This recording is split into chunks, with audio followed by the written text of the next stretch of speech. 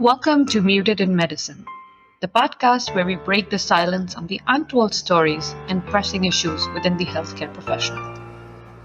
Join us as we dive deep into topics that often linger in the shadows of medical corridors and are not discussed in conferences, meetings, social gatherings, and in the hallways. They are often hiding. From navigating errors and facing litigation to the often overlooked realm of mental health among healthcare professionals. Through candid conversations and storytelling, we aim to amplify the voices and shed light on challenges that resonate across the medical landscape. So grab your stethoscope and a cup of coffee and tune in as we uncover the layers of complexity in the world of healthcare that are so muted, yet so profoundly impactful. Hello, everyone, and welcome to another episode of Muted in Medicine podcast. My name is Saba Fatima, and I'll be your host for this podcast. I'm a pediatrician with a passion for helping healthcare professionals facing secondary trauma at work in healthcare, which often they're unprepared to face, and spreading more awareness about it. And with this podcast, we hope to discuss some of the most taboo topics in medicine that are often not openly discussed. As healthcare workers, we are trained to find answers. But what happens when we get it wrong? Misdiagnosis can lead to profound consequences, and they carry a heavy emotional toll for both patients and providers. In this episode, we'll explore why diagnostic errors occur, the systemic factors that contribute to them, and how the pressure for perfection in medicine can sometimes stand in the way of solutions. We'll also discuss how these errors affect the mental health of healthcare professionals and the role of teamwork, communication, and wellness in creating safer environments for everyone. I'm excited to talk about steps we can take to improve diagnostic accuracy while fostering resilience in our profession. To discuss this with me today, I have Dr. Andrew Olson. Dr. Olson is a professor of medicine and pediatrics at the University of Minnesota Medical School, where he practices hospital medicine and pediatrics. He serves as the founding director of the Division of Hospital Medicine and director of Medical Education Research and Innovation in the Medical Education Outcomes Center, focusing on linking education with clinical and workforce outcomes. Dr. Olson's academic focus is better understanding clinical reasoning, especially diagnostic reasoning. His research focuses on the interaction between individuals and the clinical environment and how teams make diagnostic decisions. Dr. Olson, welcome to the show. Yeah, thanks so much for having me. I'm really excited to join you and dig into this a little bit today. Yeah, thank you. And we're really excited too. We start our podcast by asking everybody this question: what's bringing you joy in medicine today? Can I pick two? Can I pick two things? Yes. The more and more I do this, went into this because I love solving problems and I love figuring out the answer. But my greatest joy comes from time when I'm sitting with patients, just being with them in wherever they are in their journey, hearing about their lives, and realizing the privilege I have of being in that space with them. And so whether it's a silly moment playing with a kid or talking to somebody about end of life, I just savor that moment in the hospital room. The other thing that gives me joy is feeling like I can make a difference in solving problems.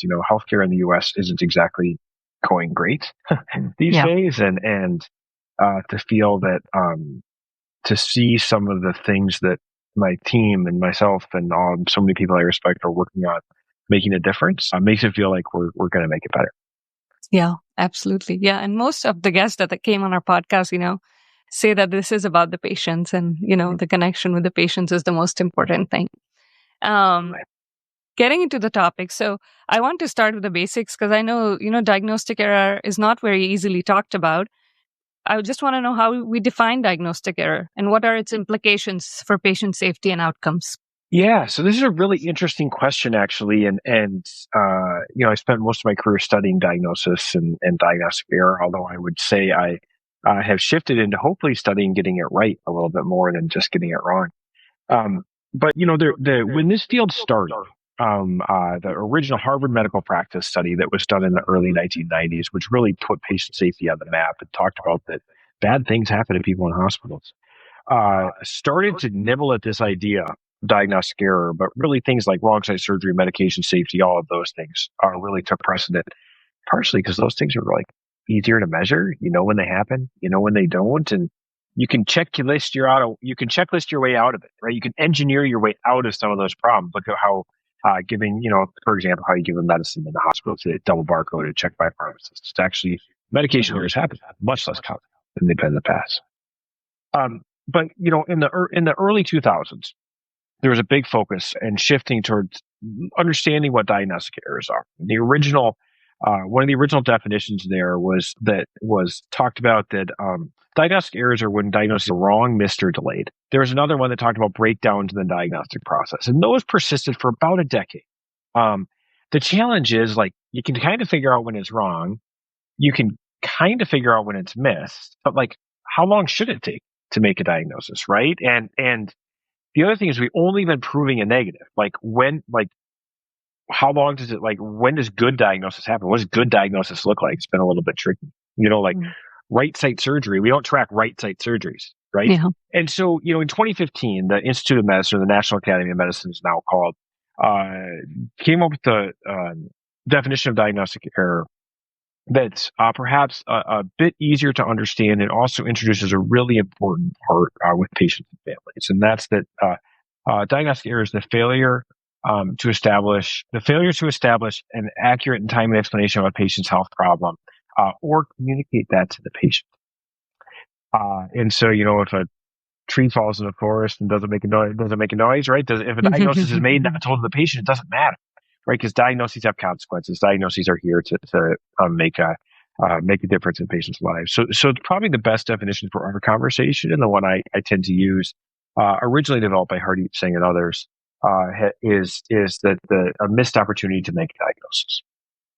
Okay, the missed opportunities. And what do you think are some of since you said you've studied about it for such a long time, what are some of the common factors contributing to diagnostic errors in healthcare? Yeah, that's a great question.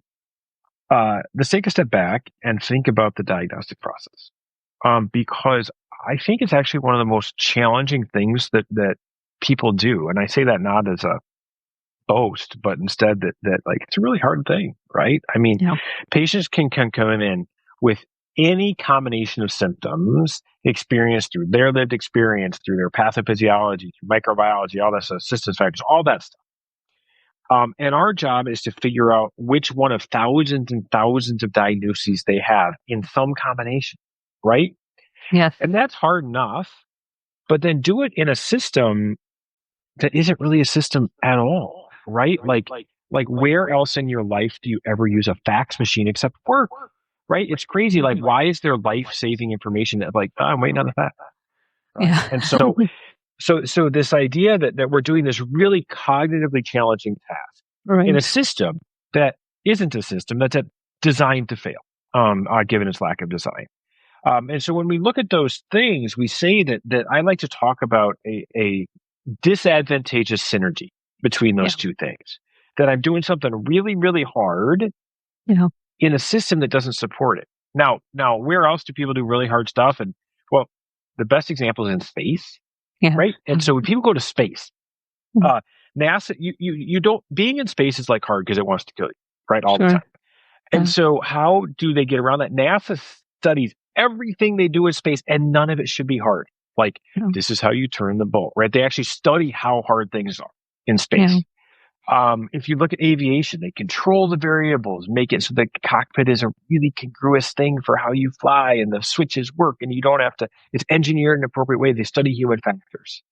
And while we're coming to this point a bit in healthcare, for the longest times, it's been a little bit kind of like the worst quality improvement strategy ever, which is just try harder, and I think that one of the things as I look for, so why do these happen? Let's get back to that. So why do diagnostic errors happen? They happen because people are doing a really hard thing in a really chaotic system. Breakdowns in teamwork, and most of the time, diagnostic errors have a combination of a cognitive factor, that is, my brain didn't put the pieces together in the right way. We'll talk about knowledge in a minute. And the system didn't support me to do it. There was a bit of a debate in the field in recent years, and most of us have read about cognitive bias, right? So, and that's how I started my career, was studying cognitive bias, that we're biased people. It's just how we are, right? It's how evolution works, right? You don't like stop and make a differential diagnosis about whether it's a mean or nice saber-tooth tiger. You just run, right? You're biased to run Right. saber-tooth tiger, right? Your uncle. Right. Bias has problems in the world for sure, right? I mean, look at all of the systemic ways that bias influences our institutions, our individual thoughts, all of those things. It's real, it's pervasive, it's everywhere. Yet, diagnosis and making decisions as an expert also relies on bias, right? How do you know a kid has bronchiolitis? Well, you just kind of know, right? I mean, there's no test. If you're following the guidelines, there's no test at all. The test is you say they do. How do you differentiate between bronchiolitis and asthma? That's an experience-based thing, a knowledge-based thing. Right. And so more and more and more, the field has shifted to understanding that it's not just about bias or debiasing, because slowing down, debiasing doesn't really work. Okay. Like, it just doesn't really work. Like, don't be biased is like don't be human. Like, it's like, we need to look at that. We need to understand how, especially things like visceral bias and how I feel in my own, deeply baked prejudices about people and just in the world. We need to understand how that influences our thinking and our decision making. But just don't be biased. Always slow down. Doesn't always work. And so the field has really shifted to, in addition to understanding the system stuff, saying that, so often when we make a diagnostic error as an individual, our brain didn't put the pieces together the right way. I activated the wrong script. Certainly cognitive bias could have a role, but so often I don't have, or I don't apply the knowledge in that situation appropriately. I used to really struggle with this because I'm like, knowledge, is it about facts? Is it a read more thing? It's actually not a read more thing. It's about amassing tons and tons and tons of clinical experience with feedback, so you know whether you're right or wrong, right? So that, like, the example I use, I did a medicine internship before I transferred to med ped residency. And I showed up and I was on Pediatrics when I came to my med peds program, and it was winter and the viral season, right? And everybody knew that these kids had bronchiolitis. I was like, I don't. Like, how do you know this? Like, they're like, this is just what it looks like. I was like, I don't know what it looks like. And then after, 30, 40, 50 times I could do it. Yeah. Right. I could see this. I had this pattern. And so so to summarize this long and winding conversation, diagnostic errors happen because we're doing a hard thing in a messy system and we're biased people. Yeah. Yeah. Absolutely. They say, I always tell my residents, what the mind knows, the eye sees. And so, when you're talking about first year residents, I always feel like, I don't blame you because you haven't seen it, so you don't know, Well, and if you don't see it, if you don't know it, you can't see it. I mean, that's the other thing, right? Yeah. And so, it's very clear. So what do we do to make it better? And we'll talk about that later, but like, what do we do to make it better? It's lots and lots of reps, lots and lots of reps with feedback. Because like practice, whoever told you practice made perfect light, it's not true. Practice makes habits. Yeah. Practice with feedback makes slow incremental improvements. And I think that this idea that we will never get better if we don't get feedback about how we do, right? How good are we? Where do I need to improve? Where am I good? Where am I, what 80% of people think they're above average drivers. The same things in diagnosis, right? We have to work on that and calibrate this idea of calibration of how good I am in a situation. And most importantly, when do I need help? Yeah. Okay. So when we talk about the other errors, like a medication administration error, it seems like the system may be involved. And you said something like that. But when I think about diagnostic error, it seems very individual. Like, have you seen individuals blame themselves? Or if you've ever made a diagnostic error yourself, did you feel like, hey, 100%. I should have thought better? And so it's... absolutely. We all do that. And part of this is, and why is that? It's interesting to think about, right? Like, when a medication error happens, I feel bad about it. And I really, I struggle that happened to my patient. Yet I have some personal responsibility for it because I'm ultimately responsible for our patient's care. But like, at the same time, it's not this deep personal, like, oh my gosh, I'm a terrible doctor. Right. Whereas so what is it about diagnosis? I think it's we train really hard for it. It's still the purview generally of the clinician, although that's changing a little bit. And we don't talk about it enough. Yes. So we just think like diagnostic errors and aberration. We think it's uncommon, and between 5 and 15% of diagnoses in the hospital are wrong. Some populations are higher. Patients transfer to the ICU, certainly higher. That's not an aberration. That's not rare. That's routine. But yet, think how often we don't talk about it, how often we don't get feedback. And so we're trained to think that like perfection is expected and the norm. And you know what? When you mess up, you're a real problem. The other thing I'll say is, the example of that, I'll tell you, is, I feel strongly that the most important intervention to improve diagnostic safety and diagnostic performance is systematic feedback programs. I feel very strongly about that. Yet, think about the feedback you get in your clinical care. I get feedback on my coding and billing. I get a little bit of feedback about my teaching. I get feedback about timeliness. I get feedback about productivity. The only time I get feedback about diagnosis is when people say the 3 scariest words in all of medicine. Do you remember? Right? Yeah. Hey, can I talk to you about this case? It's never, hey, Slay, hey, great job. Right? But the other thing is like, that's uncommon. It happens to each of us a couple times a year. Right? Yes.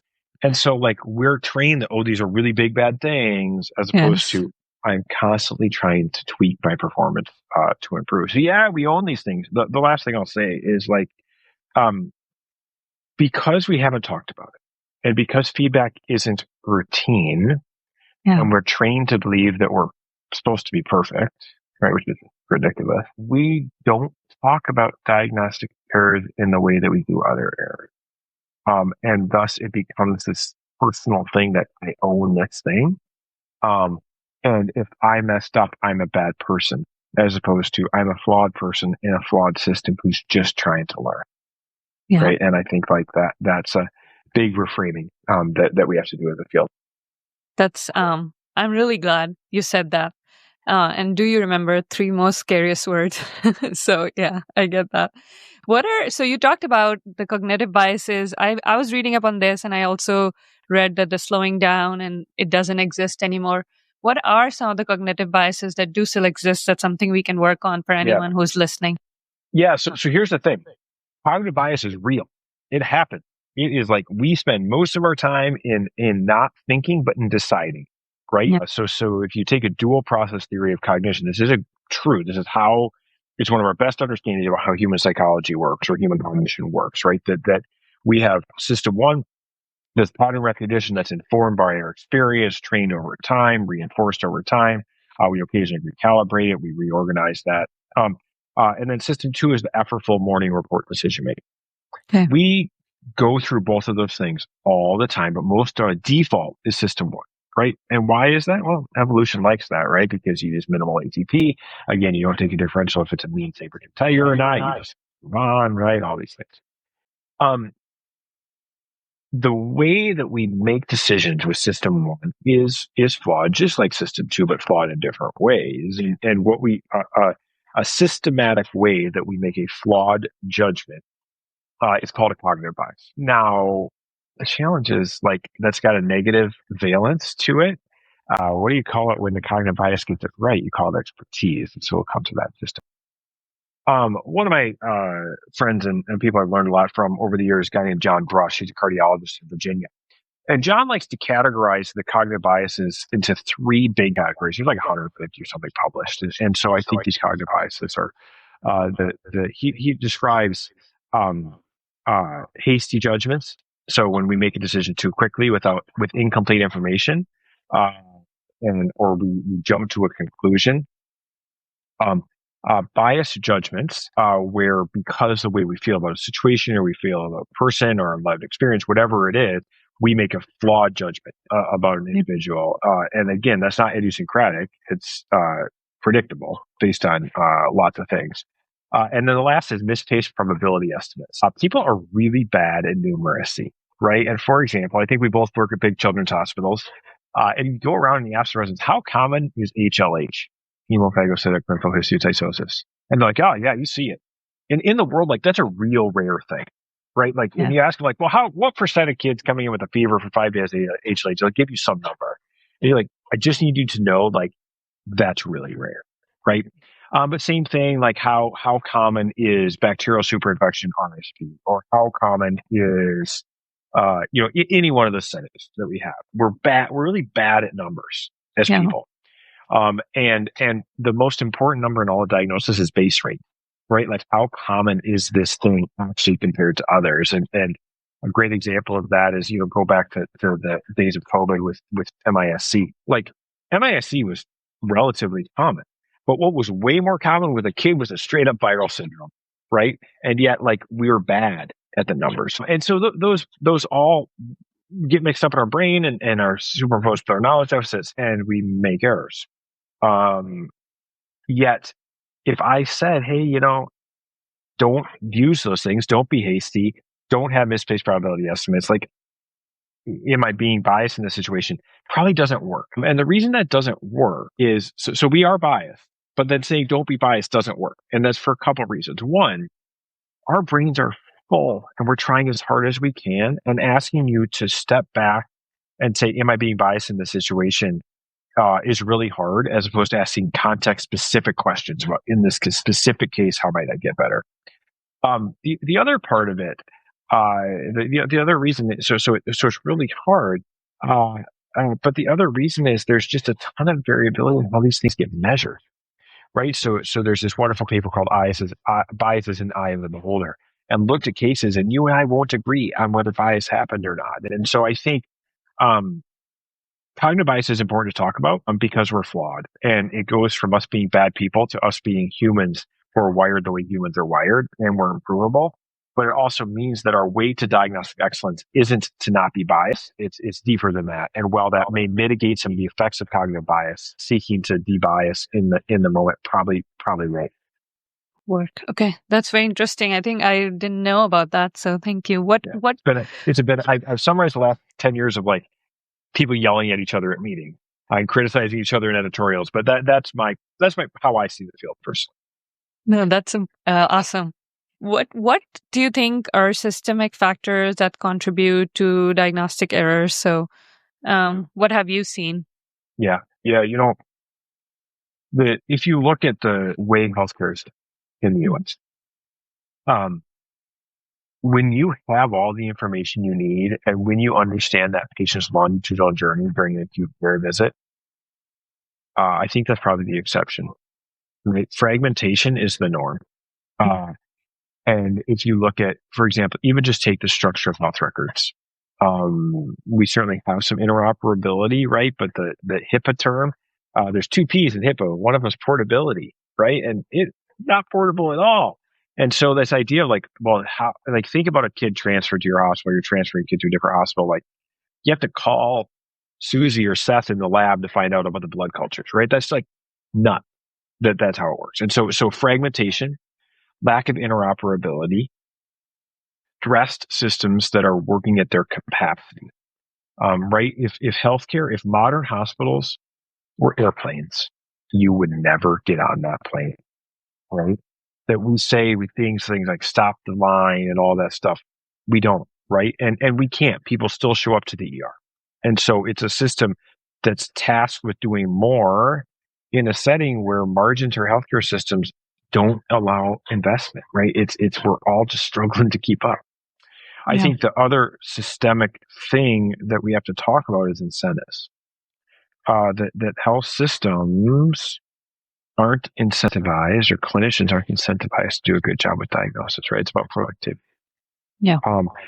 And so how do we've built a system to get the outcome we're getting, right? And, you and I take great pride in our diagnostic performance, but it's not measured. And my health system, if I go talk to my CMO, they'll say, yeah, you should do a good job at that, but how's your productivity? And of course, that's not because they're bad people. It's because they're seeking to align with the incentives that we've set up as a society. And so I think that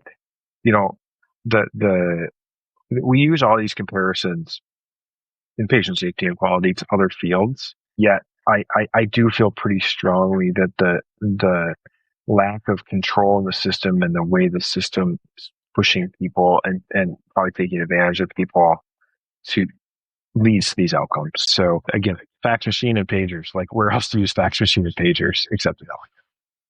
Yeah.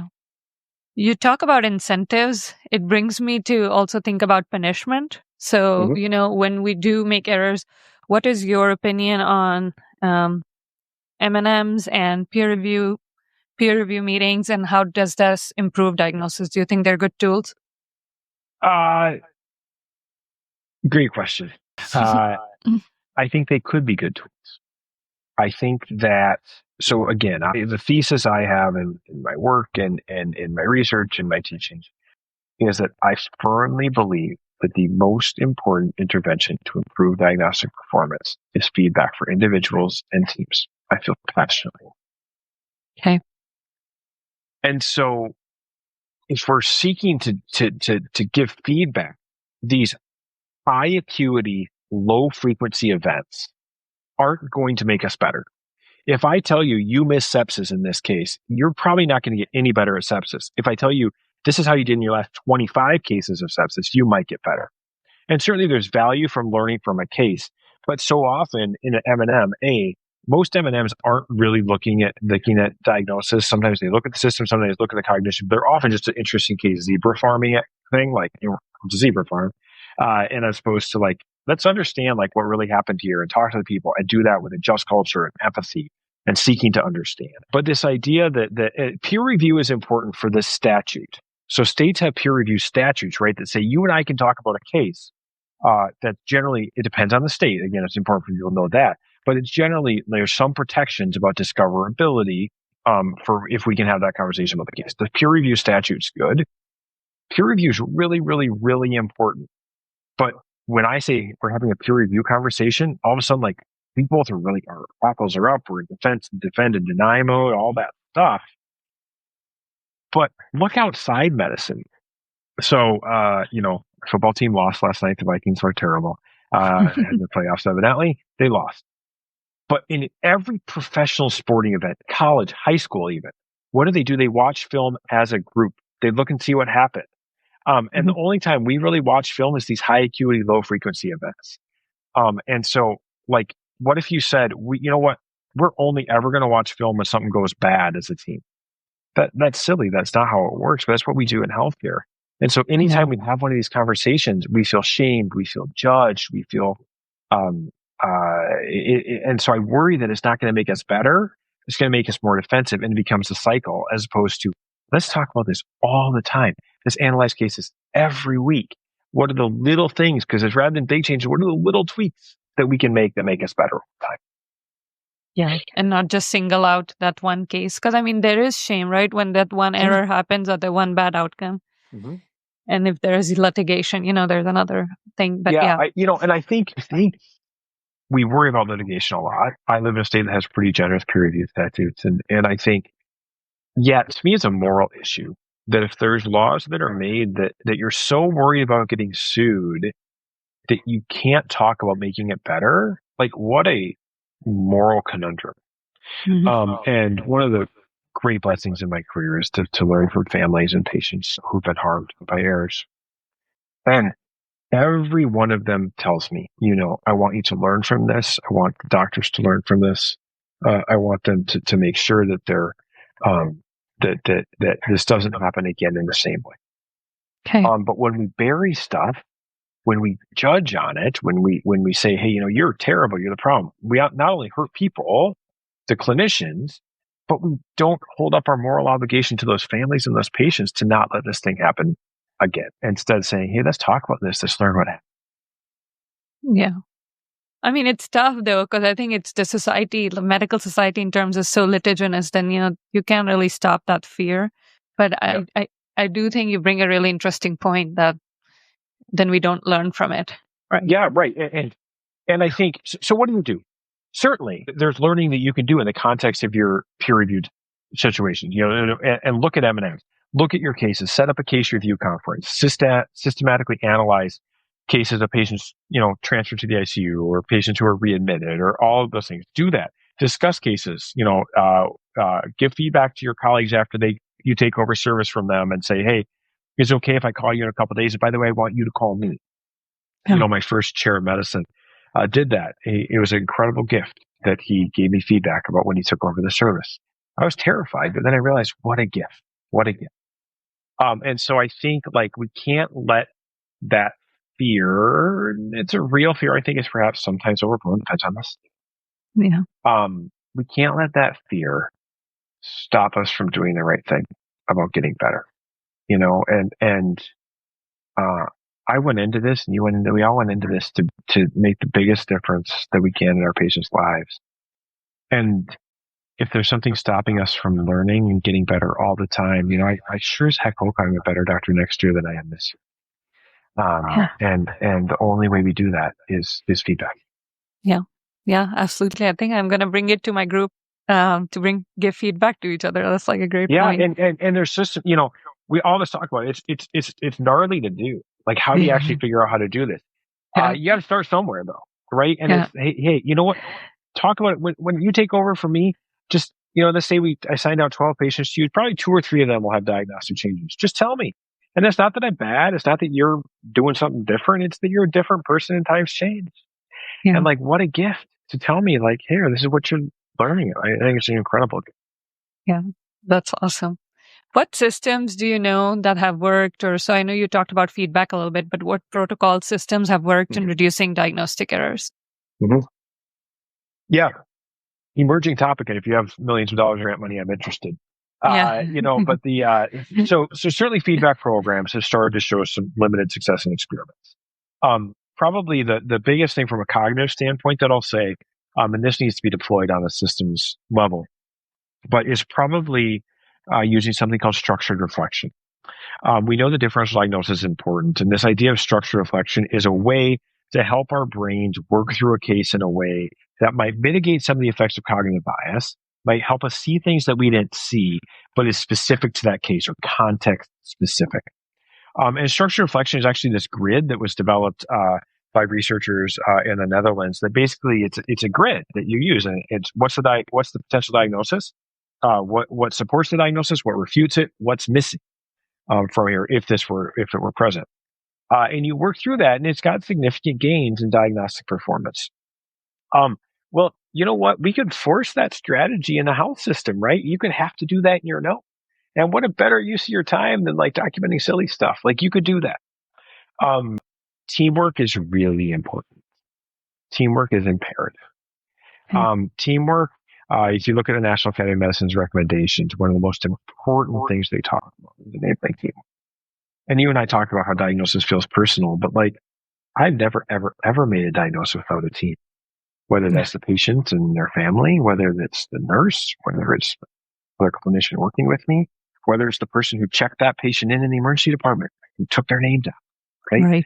And so, like, we have to celebrate the fact we're a team, understand how we're creating shared mental models among team members, how teams get feedback, how teams contribute. Does he or she feel comfortable speaking up and saying, hey, doc, I don't think your diagnosis is right. I think back to my NICU rotation, and how often was the kid the baby that the nurse was really worried about, the one that had to be really worried. And we all learned really quick that nurse. We've all learned over the years that, with very rare exceptions, trust the parents, right? That when they tell you their kid's sick, you gotta listen, right? Yeah. So like, how do we enhance teamwork and embrace teamwork? I'll just put another plug in for feedback. And then I think looking at our workflows, both our workflows are really important in understanding, like, how do we, how's our day structured? How often are we interrupted? Can we minimize interruptions, right? Thinking about you're doing a really difficult task under time pressure in a chaotic system and you're being interrupted every 5 minutes, like, to wonder you get it right at all. So I think those are some cognitive things that we can do. And then I think lastly, looking at how information flows in our health system, right? Like, can you talk? Is it easy to talk to a radiologist? Is it easy to talk to a pathologist? Do you have a conversation with your consultant about a case? And like, is there a free exchange of ideas about what that might be? Those are all little things we can do. I think that, and then probably the emerging space, and we haven't talked about artificial intelligence, which I think is going to make a big difference. But one of the other really, really important things is having it be okay to say, I don't know, right? Like, it's really important to be able to say, I don't know what this is, but I'll be with you in this and we'll find out together. I don't know what this is, but I think it's going to be okay. And let's just watch and wait for a little bit. We did a study here and looked at talking about uncertainty and found that if the attending physician didn't talk about uncertainty, no one would. And so what's the most important thing I do as an attending physician on a teaching service? Within an hour of starting, I always find something that I don't know and talk about it. Because it's not like I don't know, throw up my hands. It's, I don't know, but let's be in this together. We're human. Let's work on this. We're infinitely improvable. And if we can share uncertainty with other members of the team, share uncertainty with patient families, it's uncomfortable, but you know what? It's their bodies. They deserve to know that we're uncertain about it, and that we're going to work together to get the answers they need. Usually, certainly sharing it with the patients can sometimes, you worry about trust, like losing trust. So that's definitely uncomfortable. Yeah. It is uncomfortable, but I also think it's a moral issue. Yeah. Because if we're uncertain, my daughter's pediatrician's wonderful, and has really made a difference in my kid's life. And I remember sitting there in the office and her saying, I don't know what this is, but let's work on this together. And it's pretty clear in my reading of the literature is that if we're honest and upfront and we build it and we're in this thing together and we acknowledge uncertainty, I think that I think patients, we're not going to lose trust. But I also think even if we did, we can't delude people into thinking that we know everything. Yeah. That holds us to this impossible standard, right? And I don't know what this is different than I don't know what this is. I'll be with you. Or I don't know, but I don't really think that answer matters. Like if you have rhinovirus or human metapneumovirus, it probably doesn't matter, right? Yeah. But I don't know, but I'll be with you and we're going to be here to figure this out together. And I don't know what the answer is, but I know that this is the next step, is a really important phrasing that we can use with patients and their families. I read a tweet on your X and you said, I think we're deluded if we think super intelligence is our superpower as humans. So talking about AI, I think you were getting to that. What do you think is the role in improving diagnosis? And there's a lot of talk about climate change. I don't know. Yeah. Healthcare is one of the few fields that hasn't had a disruptive innovation, right? If you look at other sectors of the economy, many of them have had a disruptive innovation, but healthcare doesn't really. We use computers and stuff, but what we do is not dissimilar to what they did in the 50s and 60s and 70s on paper, right? It's not that different. The way you and I do pneumonia is not that much different than they did then. Yeah. I think that artificial intelligence, especially tools like large language models, are going to be a disruptive innovation, that we're going to be able to do something better and differently than we've been able to do in the past. And you can view that two ways. You can view that as a threat, right? If you're the transportation industry, and you're feeling, you can be real scared if you're the taxi, or you can be excited if you're Uber or Lyft, right? And we have to decide, are we taxis or are we Uber and Lyft? Yeah. And I think that I want to be Uber and Lyft, understanding that I'm spending my day driving a taxi, if you will, to use that analogy. And so what does that mean? It means, can we do some stuff differently? It means that I think that rather than having to actively seek out information, actively seek out second opinions, actively do that stuff, it's going to be alongside us. So we're going to have a companion with us to bounce stuff off one, to nudge us, to say, hey, this is, maybe you're not thinking about this the right way. And then use that to inform our experience, our lived experience about how something, how the environment is in the healthcare, the clinical learning environment, the clinical practice environment. If we can have this massive corpus of information that is brought to bear alongside us in a cognitively congruent way to double check us, to help us think through things, I think that's really exciting. To double check us in real time, to help us sort through things, I think is incredibly exciting. I think the perceptual specialties, things like pathology and radiology, will look very different. I think those people's jobs will change from just interpreting, and I'm not criticizing, but from interpreting to making clinical sense and helping us walk through cases together and say, this is what the read was, but this is what that thing means. But most of the uses approximately of AI are, in my view, that I'm interested in the decision-making stuff, but the really cool stuff is the not sexy stuff at all. Like what if it writes your discharge summaries for you, summarizing charts from outside records? Like, what if I never had to dig through care everywhere again and just said, give me the last 2 years, summarize these labs in a way it displays information in a way. I think that's the disruptive innovation that allows us to do things differently. The other thing is intelligence as humans, as I said, I don't think is our superpower.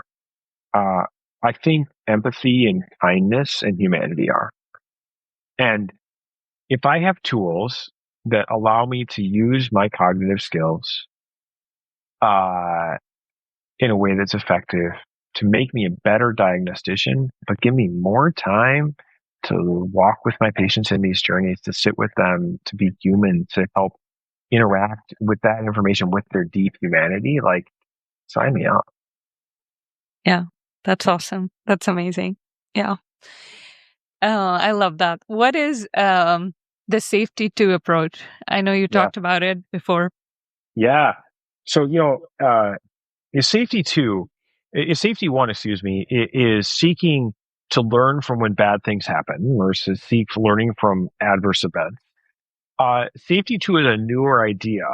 And rather than just seeking to understand when bad things happen or why they happen, it's seeking to understand how things happen in general. And I'll use an analogy. If safety 1 is when you're kayaking down a river, if safety 1 is understanding why people hit rocks, safety 2 is understanding the river. And so what does that mean? Because most of the time people don't hit rocks.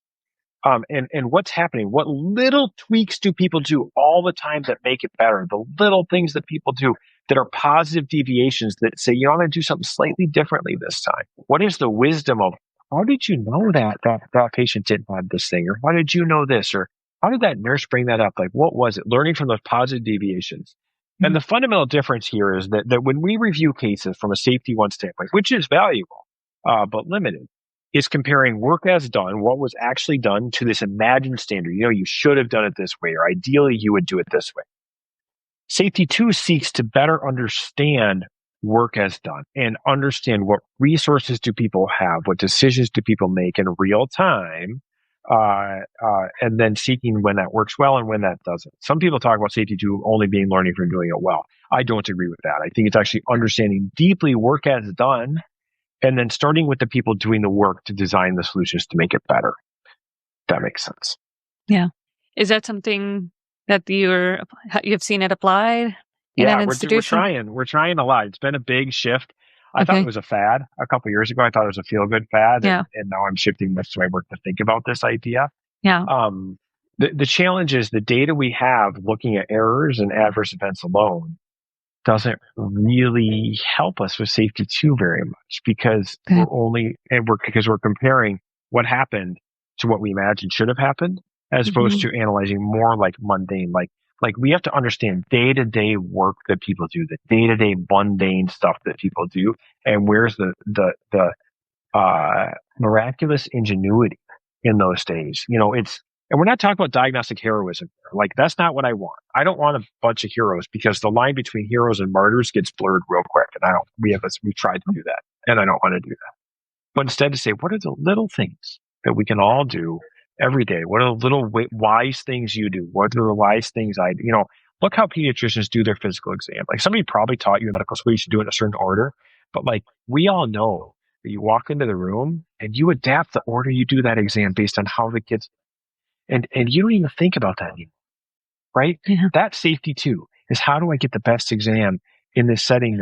And it's not how how the textbook is not prescribed, it's work that's done, and your own little tweaks of miraculous ingenuity. Yeah, that's awesome.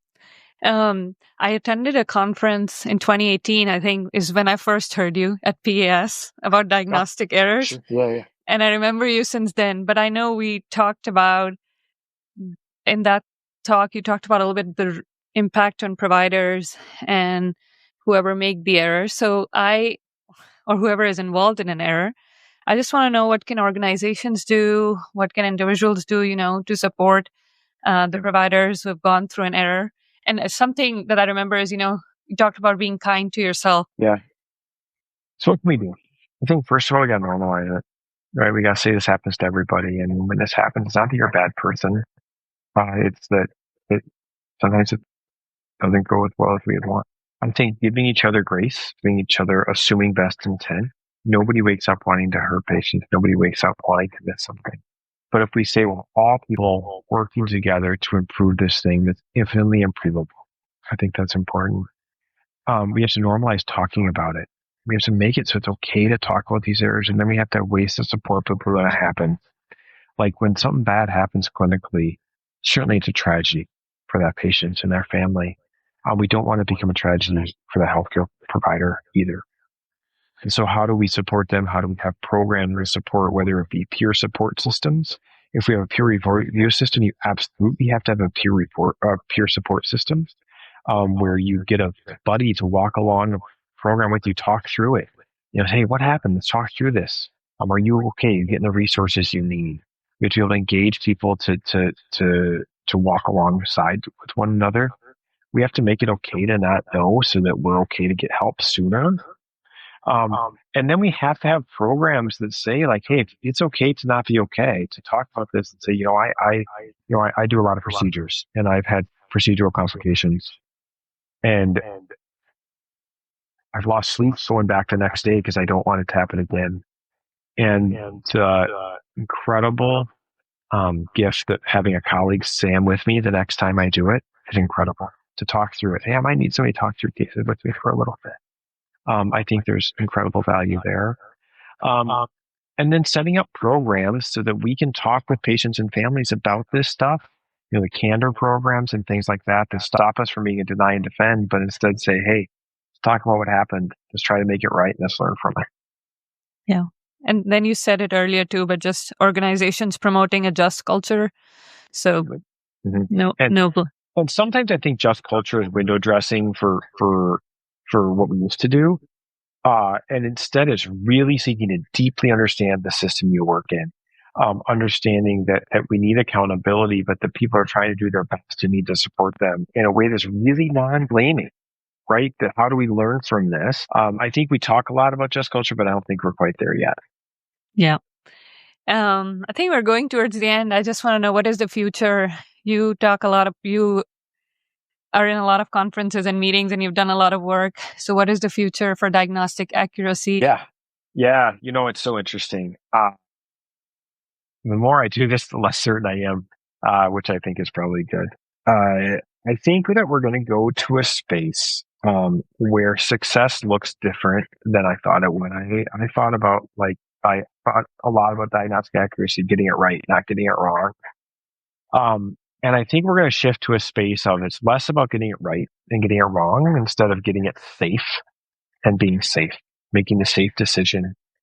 And it's less about my accuracy rate and going to be more about me being a calibrated clinician, that I know when I'm right and I know when I need help. And if I can build systems that allow people to be better calibrated so they can seek help when they need it, not seek help when they don't, to make a decision when they should and get help when they need, and that happens only through feedback over time. I think if we do that, that helps us also engineer systems to do those things in a way that makes a difference. And I think that AI will help with those things as well. But if we could have a future where we enable diagnostic excellence through really highly calibrated individuals and teams, in a way that makes diagnosis as safe, efficient, equitable, and timely as possible, I think that's where we're going. So I think it's less about accuracy, more about calibration there. Yeah, awesome. Is there anything that you wanted to talk about that we haven't discussed yet today? No, I appreciate the conversation. I'm excited to have you talk about this, and there's lots of people out there working on this, and I think that diagnosis is the most important thing we do. So I think thinking about that and making it better, I think is, I can't think of anything more important. Perfect. We have a tradition on the podcast that we end the podcast with a small poem. It's going to be 1 minute. So if you'll stay with me for that, and Absolutely. then we'll go towards the end. Absolutely. The poem's tenacious spirit, it aligns with the episode's message, acknowledging errors not as endpoints, but as stepping stones toward a safer, more compassionate healthcare system. It's called It Couldn't Be Done by Edgar Albert Guest. Somebody said that it couldn't be done, but he with a chuckle replied that maybe it couldn't, but he would be one who wouldn't say so till he tried. So he buckled right in with a trace of a grin. On his face, if he worried, he hid it. He started to sing as he tackled the thing that couldn't be done, and he did it. Somebody scoffed, "Oh, you'll never do that. At least no one ever has done it." But he took off his coat and he took off his hat, and the first thing we knew, he'd begun it. With the lift of his chin and a bit of a grin, without any doubting or quit it, he started to sing as he tackled the thing that couldn't be done, and he did it. There are thousands to tell you it cannot be done. There are thousands to prophesy failure. There are thousands to point out to you one by one the dangers that wait to assail you. But just buckle in with a bit of a grin. Just take off your coat and go to it. Just start in to sing as you tackle the thing that cannot be done, and you'll do it. Thank you so much, Dr. Olson, for doing this with me today. That's going on my wall. Thanks for your time. Thank you.